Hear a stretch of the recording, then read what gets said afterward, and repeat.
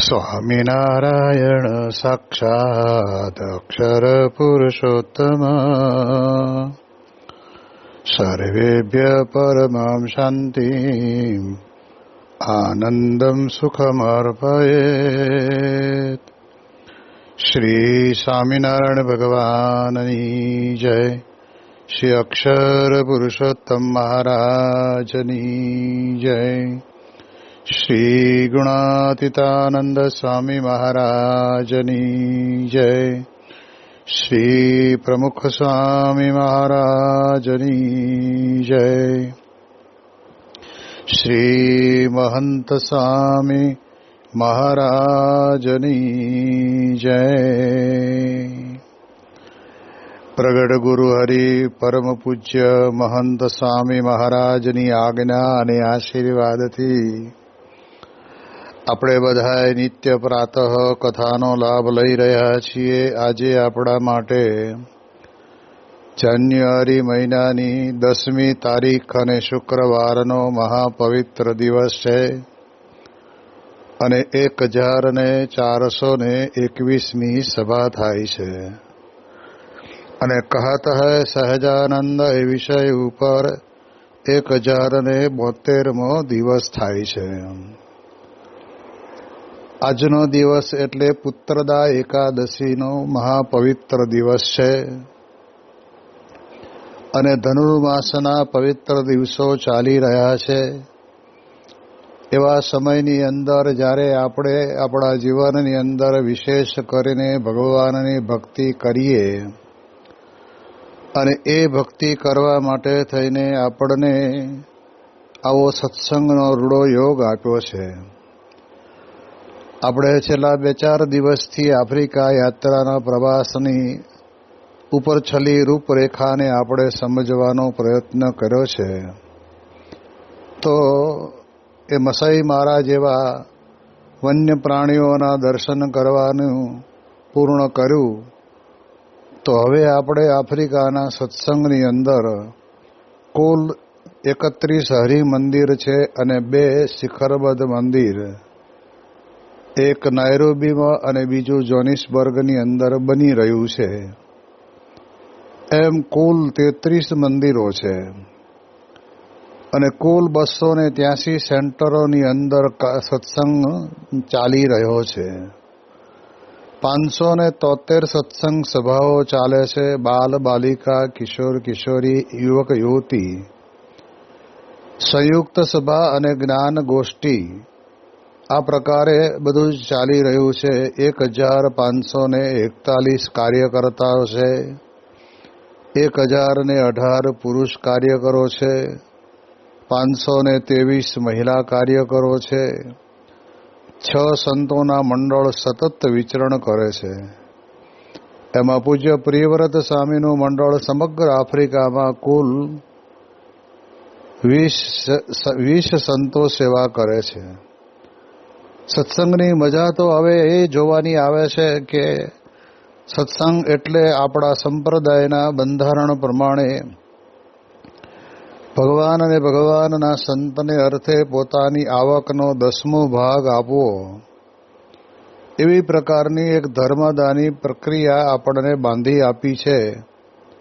અને એટલે જ આપણા સત્સંગીમાંથી 80% હરિભક્તો એ ધર્માદો આપે છે. આશ્ચર્યની વાત છે કે પોતાનો વ્યવહાર તો ચલાવવાનો, પણ સાથે સાથે જીવની અંદર સત્સંગ દ્રઢ થઈ ગયો છે. એટલે એક વાત તો બરાબર નક્કી છે કે જે કંઈ છે એ બધું ભગવાનનું છે. આપણે ભગવાનનું આપેલું ભોગવીએ છીએ, એમાંથી આપણે આપણા પૂરતું રાખી અને બાકીનું ભગવાનને અર્થે આપી દેવું, એવી પ્રકારના વિચાર અને નિષ્ઠાવાળા હરિભક્તો વિશેષ કરીને આપણને દેખાય છે. ધર્માદા જેવી વાત આવે ત્યારે સામાન્ય રીતે આપણે ત્યાં કહેવાય છે કે ધરથી માંદો. એટલે ઘણી વખત મનમાં એમ થાય કે મહારાજની આજ્ઞા પ્રમાણે 110 રૂપિયા આપણે 10મા ભાગે આપવા તો કોઈ વાંધો ન આવે લગભગ. પણ કહેવાય છે કે 10 લાખે 1 લાખ આપવા, ત્યારે એમ થકો હો આટલા બધા આપી દેવાના. પણ હકીકતની અંદર 9 લાખ રૂપિયા તો તમારી પાસે રહેશે અને માત્ર ને માત્ર 1 જ લાખ આપવાના થાય છે.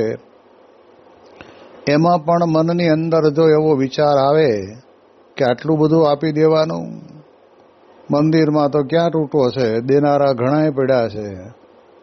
તો ઘણી વખત ધર્માદાની પણ ચોરી લોકો કરતા હોય. જે ભાગ ભગવાનનો છે એ ભાગ ભગવાનનો જ આપણે ભગવાનને અર્થે આ કરી જ દેવાનો હોય. અને મહારાજે શિક્ષાપત્રીમાં આજ્ઞા કરી છે. સત્સંગ દીક્ષા ગ્રંથની અંદર પણ મહંત સ્વામી મહારાજે કહ્યું કે આપણી આવકમાંથી બહુ સામાન્ય પરિસ્થિતિ હોય તો 20મો ભાગ એટલે 105 રૂપિયા આપવા. પણ ભગવાનને અર્થે આપેલું છે ને એ ક્યારેય નિરર્થક જતું નથી. એવી વિશેષ કરીને આ બધા જ હરિભક્તોના અંતરની અંદર આપણને બધાને પ્રતીતિ થઈ કે એ હરિભક્તો બધા જ પોતે એકદમ પ્રેમથી આપણને કહે છે કે આ પ્રમાણે સ્વામી અમે આ પ્રમાણે સેવા કરી એટલે ભગવાને એમને સામું અનંત ઘણું કરીને આપ્યું, એવો અનુભવ એમના જીવનની અંદર એમને થતો જ હોય છે. એટલે એ દ્રષ્ટિથી આપણે વિચાર કરીએ તો જેમ આપણે જાણીએ છીએ કે સુદામાએ મુઠ્ઠી તાંદુલ લઈને ગયા હતા ભગવાનના રાજમહેલની સામે, આ મુઠ્ઠી તાંદુલની શી ગણતરી એમ કરીને સંતાડતા હતા. પણ ભગવાને સામે ચાલીને કહ્યું કે મારા માટે મારા ભાભીએ કંઈક મોકલ્યું તો હશે જ. અને તે પોટલી તો છોડીને એમાંથી તાંદુલ જમ્યા અને ભગવાને પોરબંદરની અંદર એ સુદામાના કંચન મોલ કરી દીધા. આપણે જાણીએ છીએ કે દ્રૌપદીજીએ પોતે ભગવાનની આંગળી ઉપર નીકળતા લોહીને અટકાવવા માટે થઈને પોતાની કિંમતી સોનાના તારવાળી સાડી એમાંથી એક દાંત વડે કરીને એક ટુકડો તો જેને કહેવાય ને કાપીને ભગવાનની આંગળીએ બાંધ્યો ને, અને એના બદલાની અંદર ભગવાને આપણે જાણીએ છીએ એ પ્રમાણે 999 ચીર પૂર્યા. એટલે એક દોરો બરાબર એક સાડી, જેને આબરૂ બચાવી. આ બહુ મહત્વનું છે. શરીર ઉપર કદાચ વસ્ત્ર ઢાંકી દે અથવા આપી દે, પણ નિર્વસ્ત્ર કરવા માટેના દુશાસનના તમામ પ્રયાસો નિષ્ફળ નીવડ્યા. એટલે એ દ્રષ્ટિએ વિચાર કરીએ તો આપણને ખબર પડે. એટલે માટે મહારાજ કહે છે કે આપણે સત્સંગમાં જોડાયા છીએ તો સત્સંગી અહીંયા આપણે વિચાર કરીએ આફ્રિકાની અંદર 80%, દાખલા તરીકે 10,000 હરિભક્તોનો પરિવાર હોય તો એમાંથી 8,000 પરિવાર લોકો કહેવાય છે કે આવી રીતે 10મો 20મો ભાગ ધર્મદાનો નિયમિત કાઢે. આ કેટલો ભગવાનનો મહિમા સમજાણો હશે. આપણે જાણીએ છીએ કે વેવાઈ સારા મળ્યા હોય તો આપણે કન્યાને અથવા તો વરરાજાને, જે બે પક્ષની અંદર જાણીએ કે આપણે આપેલું ખોટું નથી, એટલે ઘણું બધું લોકો આપતા હોય છે. તો સારા મળ્યા છે એટલે આપે છે. એમ સ્વામી કે આપણને આ ભગવાન અને ભગવાનના સંત સાચા મળ્યા છે. મહંત સ્વામી મહારાજ બહુ વખત વાત કરીને કહે છે કે આપણને મળેલા ભગવાન અને સંત સાચા છે. અને આવા સર્વોપરી ભગવાન અને સંત મળ્યા છે, માટે આપણે એમને અર્થે જેટલું કરીએ એટલું આપણા માટે મહત્વનું છે. 1994ની અંદર પ્રમુખ સ્વામી મહારાજ પોતે લંડનની અંદર બિરાજમાન થયા અને 3 મહિના સુધી ત્યાં કથા વાર્તા ચાલી. એમાં સ્વામીશ્રી દરેકની પાસેથી સામેથી સેવા માગતા કે તમારે આ લંડન મંદિર આપણે 95માં પૂરું કરવું છે, પ્રતિષ્ઠા કરવી છે, એટલે તમારે આટલી સેવા કરવાની છે.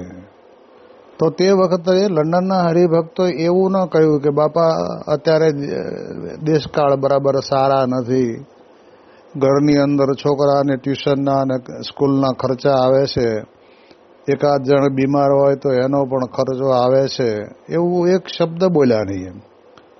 અને એ 3 મહિના દરમિયાનની અંદર ઘણા બધા એવા હરિભક્તો કે જેમને સ્વામીશ્રીએ એક વખત, બે વખત અને ત્રણ વખત લાઈનમાં આવે અને બોલાવીને કે તમારે આટલી સેવા કરવાની છે, તો કેટલાક હરિભક્તો એવા હતા કે પોતાનો બંગલો વેચી દઈને એક સામાન્ય ફ્લેટની અંદર રહેવા ગયા અને બાપાના વચને બે ત્રણ વખત મોટી સેવા કરી અને લંડન મંદિરની પ્રતિષ્ઠા થઈ અને પછી ભગવાને એમના ઉપર એવી અમી દ્રષ્ટિ કરી તો જેટલું કંઈ અપાયું હતું એના કરતાં ઘણું બધું એમને પ્રાપ્ત થયું. પાછો બંગલો પણ લેવાઈ ગયો અને સોનાના દાગીના પણ લેવાઈ ગયા. તો આપણે સમજીએ છીએ કે ભગવાનને અર્થે જો આપણે આપીએ તો ભગવાન આપણું એવું સંભાળે છે. હવે આમ થોડોક વિચાર કરીને આપણે મનમાં બેસીએ ને તો આપણને ખબર પડે કે આપણું ધાર્યું કશું જ થતું નથી. ધંધો ચાલે સારો તો પણ એ ભગવાનની કૃપા હોય તો, અને નોકરીમાં પગાર સારો મળે છે તો પણ ભગવાનની કૃપા હોય તો આમ સૂક્ષ્મ દ્રષ્ટિએ વિચાર કરીએ તો ખબર પડે કેટલા બધા વિદ્યાર્થીઓ ભણી ગણીને તૈયાર થયા હોય છે અને એને નોકરી મળી નથી અને મળતી પણ નથી અને વિચાર કરે કે હવે શું કરવું. એને બદલે ભગવાનની કૃપાથી આપણને વળી કદાચ સરકાર ગવર્મેન્ટની નોકરી મળીને પગાર સારો અને ક્લાસ 1 અધિકારી બન્યા તો એ ભગવાનની કૃપાથી બન્યા છે એમ આપણે વિચારવું કે નહીં કે આપણે સારું ભણ્યા, સારા ટકા આપણામાં હતા એટલે આપણને નોકરી મળી. એ પણ આવવું, સારા ટકા આવવા, સારું ભણવું એ પણ ભગવાનની કૃપા હોય ને તો જ થાય. એટલે એક યા બીજી રીતે આપણને દેનારા તો ભગવાન જ છે. જેમ ગુણાતીતાનંદ સ્વામીએ પોતે વાતમાં લખ્યું ને કે ભગવાન અને સંત એવા દયાળુ છે કે જીવ પ્રાણી માત્રને સવારે ભૂખ્યા ઉઠાડશે પણ રાત્રે ભૂખ્યા સુવા દેશે નહીં. ભલે પછી જે તે યોનિની અંદર હશે, જે તે જ્ઞાતિની અંદર હશે, જે તે પરિવારની અંદર હશે, પણ એક અથવા બીજી રીતે ભગવાન એને આપી જ રહે છે. આપણને ઘણી વખત એવું થાય કે આ ગરીબ લોકો ભીખ માગે છે તો એને શું પણ એને દેનારા ભગવાન મળ્યા જ છે. કોઈક એવા વ્યક્તિના અંતરની અંદર એવો વિચાર આવશે કે આપણી પાસે ઘણું છે તો એક દિવસ માટે આપણે એને ખાવાનું આપીએ તો શું આપણું ઓછું થવાનું છે? એમ સમજીને તે વખતે એનામાં રહીને ભગવાન પ્રેરણા કરે અને એને રાત્રે સૂતા પહેલાં પેટની આંતરડી ઠારી દે. એટલે આપણે વિચાર કરવાનો કે દેનારા તો ભગવાન છે ને છે. અને એટલે જ લખ્યું છે ને કે કીડીને કણ, હાથીને મણ, 4 પગાને 4 જોને. આ બધું જ ભગવાને ગોઠવી દીધું છે. યોગીજી મહારાજ પોતે વાત કરીને કહેતા ને કે જેમ લક્ષ્મીજીએ એક વખત નારાયણને પૂછ્યું કે તમે બધા લોકોને જમાડીને સૂવો છો? તો કે હા. તો કાલે વાત કે એટલે એમણે શું કર્યું, એક કીડી હાલી જતી હતી પકડીને કંકુની ડબ્બીમાં પૂરી દીધી અને કંકુની ડબ્બીમાં પૂરી પછી બીજે દાડે સવારે ભગવાનને પૂછ્યું કે તમે ગઈકાલે બધાને જમાડ્યા? તો કે હા. તો કે આ એક રહી ગયા છે. અને ત્યાં આગળ એ કંકુની ડબ્બીની અંદર કીડી મૂકેલી, એમાં લક્ષ્મીજીના કપાળ ઉપર, ચાંદલા ઉપર ચોખા ચોડેલા હતા. એમાંથી એકાદ દાણો ત્યાં ડબ્બી બંધ કરતી વખતે પડી ગયો છે, લક્ષ્મીજીને ખબર નહીં. અને તે વખતે ત્યાં આગળ કીડી ઉપર બેઠી બેઠી ચોખ્ખો ખાતી હતી. અને ત્યારે તે વખતે લક્ષ્મીજી એકદમ શરમાઈ ગયા કે ના ભગવાન, તમારું બિરુદ સાચું, તમે બધાને આ પ્રમાણે કરો છો. પણ આજે સમાજની અંદર બન્યું છે શું કે ભલે ઓછા પૈસા હોય, ગરીબ હોય, પણ એવા અવળા વ્યસનોની અંદર માણસ ચડી જાય છે ને એટલે પછી ઘરે હાથે પગે થઈને ઊભો રહ્યો હોય છે. ઘરના પરિવારના લોકો એને ખૂબ સારી રીતે કહેતા હોય કે આ બધું બંધ કરો, આ તમારા વ્યસનની અંદર આપણા ઘરનો ખર્ચો બધો ખાલી થઈ જાય છે અને ખર્ચાઈ જાય છે, માટે એટલા માટે બંધ કરો. તો માણસ માત્ર પોતાના જીવનની અંદર આ પ્રમાણે કરતા હોય છે. તો એના કરતાં આપણે વિચાર કરવાનો કે જે કંઈ છે એ ભગવાન અને સંતને અર્થે જ આપણે કરી દેવું, એવું મનમાં વિચારવું જોઈએ. આફ્રિકાની યાત્રા દરમિયાનની અંદર એક હરિભક્તનું નામ મને યાદ રહ્યું નથી, યાદ આવશે એટલે હું ગમે ત્યારે પ્રવચનની અંદર કહીશ. પણ એ હરિભક્તને જેમને જેમને કોઈને પૈસા આપ્યા હશે, સોના દાગીના આપ્યા હશે, એ બધાએ પાછા આપવાનું નામ લેતા નહોતા. અને 1 વર્ષ, 2 વર્ષ, 3 વર્ષ કરતાં 15 વર્ષ વીતી ગયા. એટલે તે વખતના સમયની અંદર એમને 15 વર્ષ પછી ભગવાનની ઈચ્છાથી પ્રાપ્ત થયું બધું, અને બહુ મોટી રકમ પ્રાપ્ત થયેલી. અને ત્યારે એમને અને એમના ધર્મપત્નીએ બેસીને વિચાર કર્યો કે આ તો આપણે હવે માની જ લીધું હતું કે હવે આપણા છે નહીં, અને ગયા એટલે હવે આવવાના છે નહીં, આપણે માંડી વાળ્યું હતું. પણ ભગવાન અને સંતની દયાથી આપણને પાછા મળ્યા છે. તો આ વખતની આપણી ઉત્તરાયણની જોડીની અંદર આ બધા જ પૈસા, જે કંઈ મોટી રકમ આવી છે, બધી જ આપણે આપી દેવી. કારણ કે આપણે તો આપણા ભાગ્યમાં હતા જ નહીં, પણ આવ્યા છે તો ભગવાનના ભાગના છે. અને ત્યારે સંતોને વાત કરી અને કહ્યું કે આ પ્રમાણે આટલી રકમ આ પ્રમાણે જોડીની અંદર આપવાની છે. સંતોએ આગ્રહ કરીને કહ્યું કે બધી આપવાનું રહેવા દો, અડધા આપો, અડધા તમે રાખો. પણ એ પોતે 1ના 2 ન થયા, અને કે આ મારું હતું જ નહીં, અમે માંડી જ વાળ્યું હતું કે હવે આપણને આ પ્રમાણે કાંઈ પાછા આવવાના છે નહીં, પણ આ મળ્યા છે એટલે આ ભગવાનના છે. અને બધી જ રકમ એમણે પોતે જેટલી આવી હતી બધી જ રકમ એમણે ઉત્તરાયણની જોડીની અંદર મૂકી દીધી. ત્યારે આપણને ખ્યાલ આવે કે કેવા ભગવાનના ભક્તો કે જેને આ વાત સમજાણી છે. એટલે આફ્રિકાના સત્સંગની અંદર વિશેષ કરીને જોવાનું આપણને એ મળ્યું કે એમને આટલો બધો ધર્માદો કરતા હોવા છતાં પણ, મોટી મોટી સેવાઓ કરતા હોવા છતાં પણ કોઈ દિવસ એમને સભામાં આગળ બેસવાનો કે સભાની અંદર મારું નામ બોલાય કે સભામાં મારું આ પ્રમાણે સ્વાગત થાય એવો કોઈ દી વિચાર જ નહીં. અને પાછા સેવક ભાવ, દાસ ભાવે પોતે બધા રહેતા. એટલે એ દ્રષ્ટિથી આપણે વિચારીએ તો આપણને ખબર પડે કે આપી દેવું બરાબર છે, પણ આપ્યા પછી આપણે આપણું આપ્યું છે જ નહીં, ભગવાનનું છે ને ભગવાનને આપી દીધું હોય. જેમ આપણે જાણીએ છીએ આ લોકની અંદર, લોકરમાં, બેંકની અંદર તમારા સોના દાગીના પડ્યા હોય તો બેંક સાચે ખરી. ભલે કદાચ એ એમ આપણી પાસે 12 મહિનાનું કે બેંકના લોકરનું ખર્ચો લઈ લે, પણ સાચવે. પણ જ્યારે તમે લેવા જાઓ ત્યારે તે વખતે એક ચાવી તમારી પાસે હોય ને એક ચાવી બેંક પાસે હોય. 2 ચાવીઓ નાખો ને લોકર ખુલે, અને લોકરમાંથી ખોલીને એમાંથી બધા જ ઘરેણાં પોતે લઈ જાય. તો બેંકવાળાને અંતરની અંદર એમ ન થાય કે અત્યાર સુધી આપણી પાસે આ ઘરેણાં હતા ને આ લઈ ગયા, એના હતા ને એ લઈ ગયા. જેમ આ લોકની અંદર માણસ પોતે પોતાનું હોય ને પોતે લે છે, એમ આ બધું ભગવાનનું છે. આ વાત બરાબર જો જીવમાં બેઠી હોય ને તો આજે આપણા જીવનની અંદર આપણને ક્યારેય પણ બીજો કોઈ પ્રશ્ન થાય નહીં. એટલે આફ્રિકાના હરિભક્તોની અંદર આ ધર્માદાની વિશેષ એક જેને કહેવાય ને કે સેવા કરવાનો ઉમંગ, એ આપણને 80% હરિભક્તોના જીવનની અંદર આવ્યો. એટલે કેટલું બધો સત્સંગનો મહિમા સમજાણો.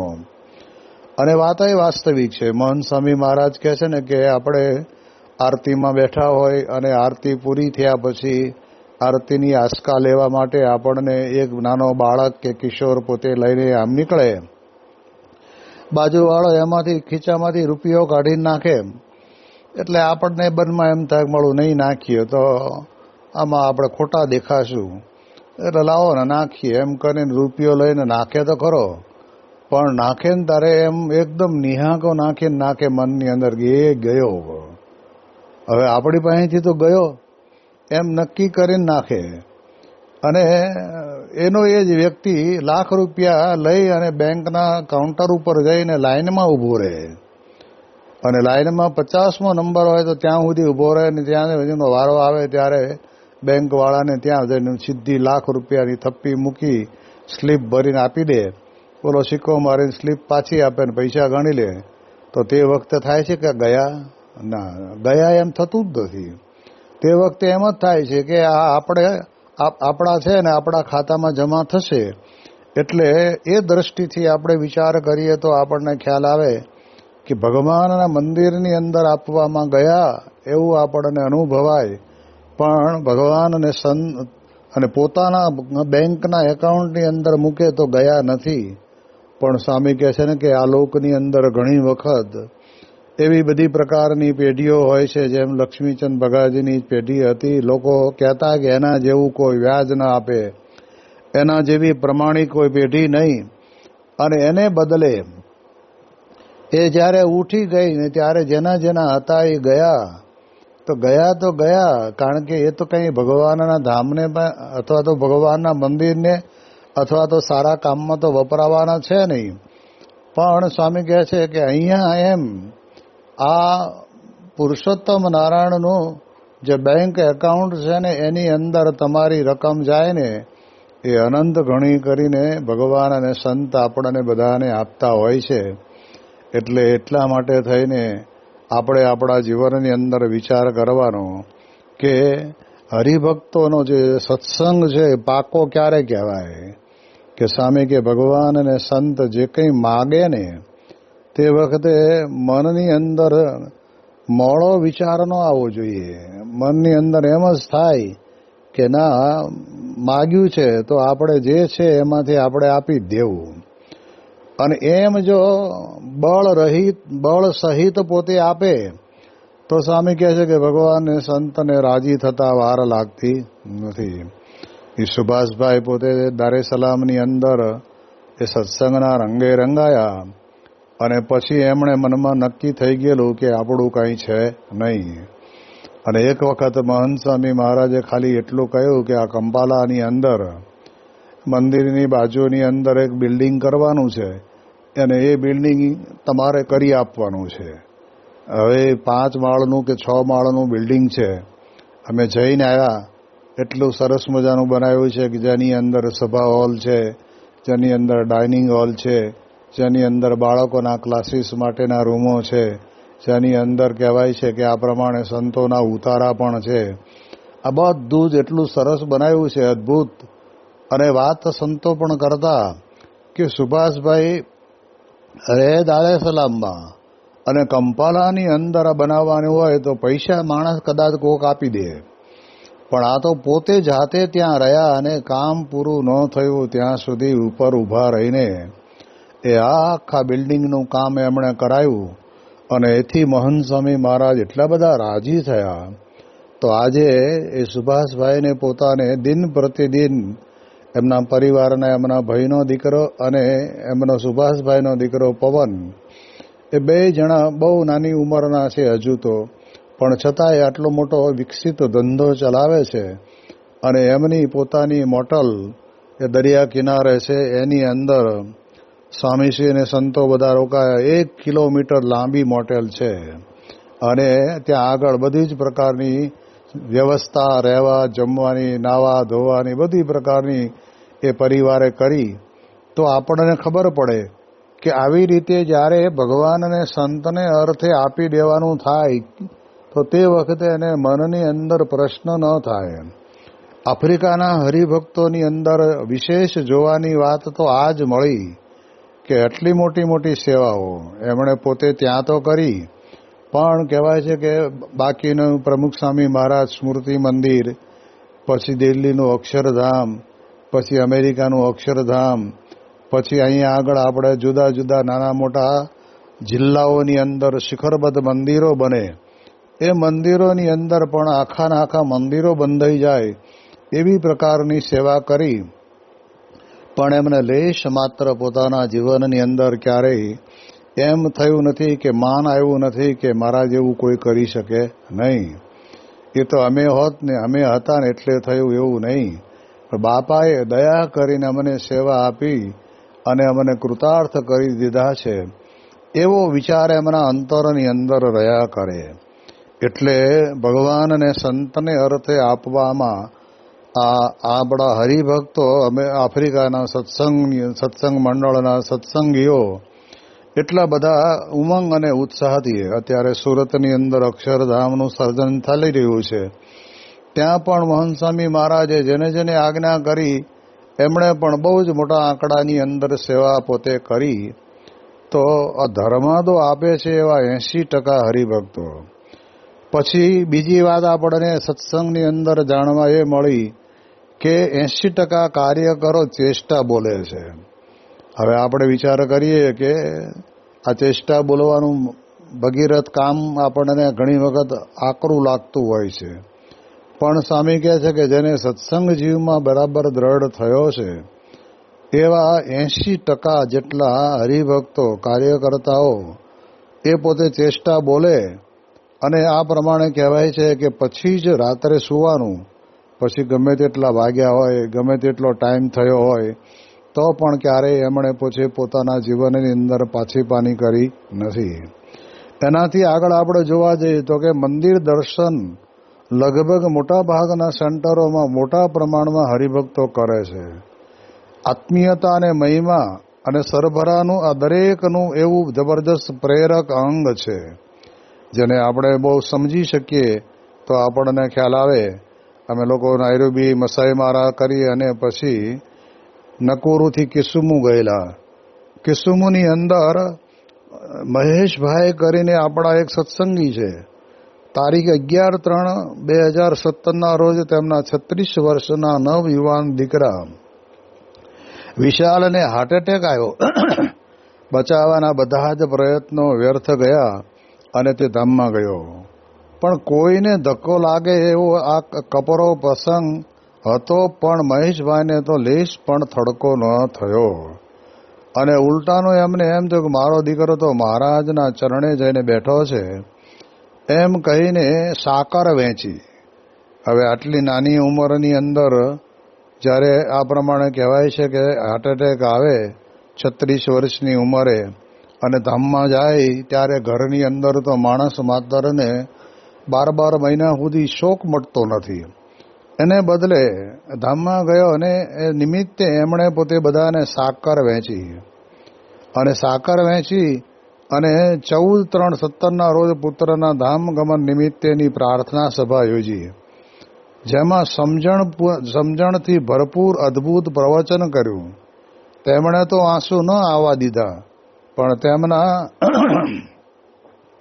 વિશાલભાઈના ધર્મપત્નીએ પણ એક પણ આંસુનું ટીપું ન વહાયું. એથી આગળ પ્રાર્થના સભામાં તેમણે પણ જબરજસ્ત પ્રવચન કરતા કહ્યું કે મારા પતિ તો અક્ષરધામમાં જ બેઠા છે, તેઓના ઘરે કોઈ સાંત્વના આપવા આવે ને રડે તો કંઈક રડવું હોય તો બહાર જાઓ, ભજન કરવું હોય ને તો બેસો.